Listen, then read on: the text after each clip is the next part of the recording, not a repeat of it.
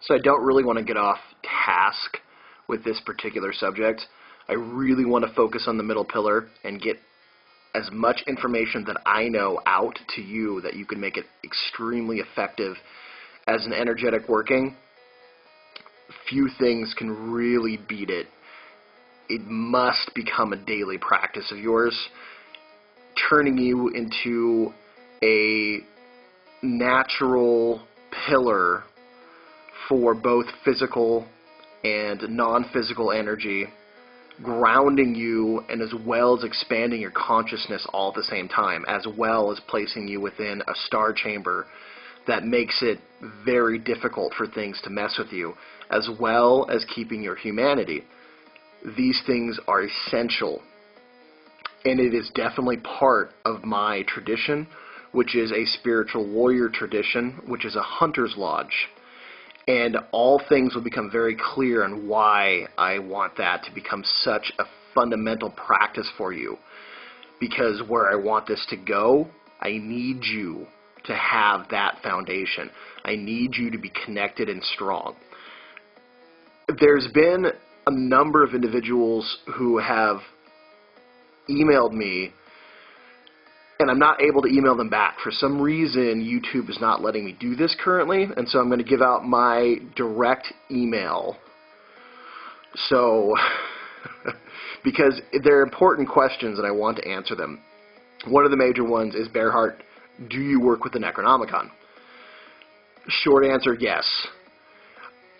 However, I need to preface this very quickly and say that the Necronomicon, the tradition of magic that is released, especially in the book, the Necronomicon, I think Simon, the author, did a lot of work with that. It is a fictional book channeled, and in the tradition itself is nonfiction. So I don't know if that was done on purpose, because the entities that are involved are very much real. And the problem that I think people get into when dealing with this is that they don't follow the protocol, and they need to understand that the type of magic that the mad Arab was giving out was a magical tradition that was supposed to be protecting him, but his quest for forbidden or his ability, his desires to speak with things that he was not supposed to speak with, that you were not technically supposed to call, is what finally did him in. So it was a warning as well. If the whole universe is a mind, if everything is quote-unquote mental, then the universe acts as a gigantic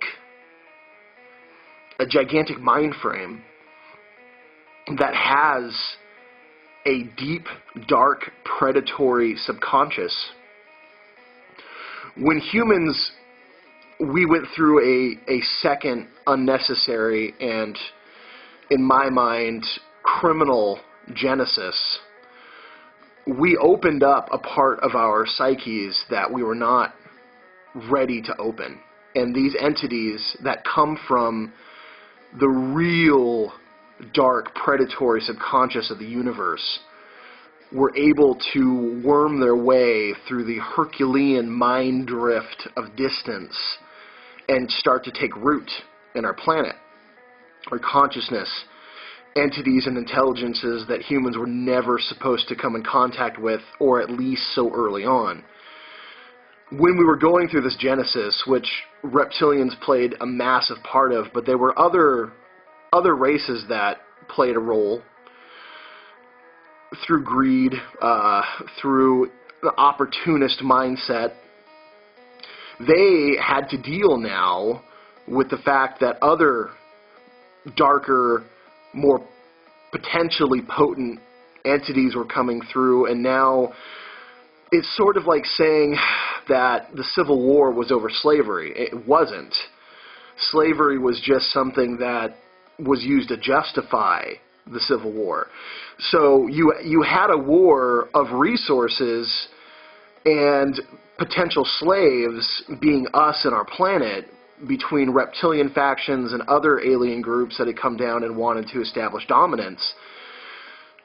Eventually, the side that Marduk and Anu, even though they had their own issues, eventually won. And they had their own cults and their own followings, and thus the system of metaphysics that they taught to their followers to help and aid them and to keep away these darker entities and then reptilian entities as well. It's kind of a blessing and a curse into where it does what it's supposed to do, but unlike the what we would say like Tree of Life, like ceremonial magic, where it's very much a human tradition, this tradition that comes through us via the Necronomicon is not a human tradition. In fact, it's very alien. And the fail-safes for a human using it just aren't there. So if you're going to use the Necronomicon, if you're going to use that type of tradition, you have to follow it to the letter. You have to be so careful. So if it's, if you need to perform purifications, you would better perform them, because when you're dealing with those type of entities, like I term them Trans-Plutonian, and that's what they've been called in my order. They are so strange and so bizarre, and their desires so beyond your comprehension, that if they're lingering in your subconscious, if they're stuck and your thoughts turn to them, that's how they stay. You didn't banish them. That's what I'm saying. You are not exorcising them from your domain. They are still allowed to influence your thought patterns. And what you think about, you will manifest. And they are using you as a direct link to this particular reality in this particular part of the universe in your human reality. They are linking themselves through your continued dwelling and thoughts. To call them purposely is absolute, complete idiocy. And I've met people who have worked with the system of magic called the Necronomicon, who have done those calls. And they are sociopathic idiots for a reason. That's just how you become it. That type of traditional magic was used to banish them, not to call them.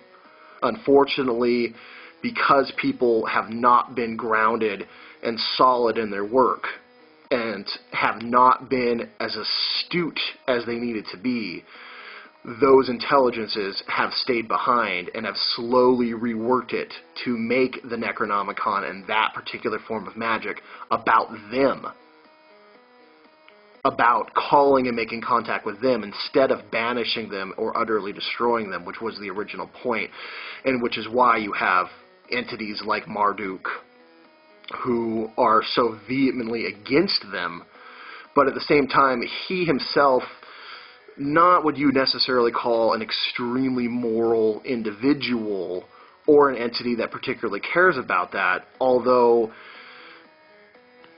given the choice, I would much rather have a relationship with Marduk than the opposite, the alternative. And I think it's also a cultural perspective. I'm going to leave it at that. So if you're going to use the system of magic as the Necronomicon, follow protocol to the letter. Don't guess, don't add, don't mix, don't try to summon spirits that are not part of it. Stick with what is a part of it. It is not a system that is meant to be splayed out and kind of meddled with and then sewn back together and hooked together with duct tape. There is not a forgiveness value to it. if you misuse it, if you are not sure how to use it, you will suffer consequences for it. I'm going to finish this up.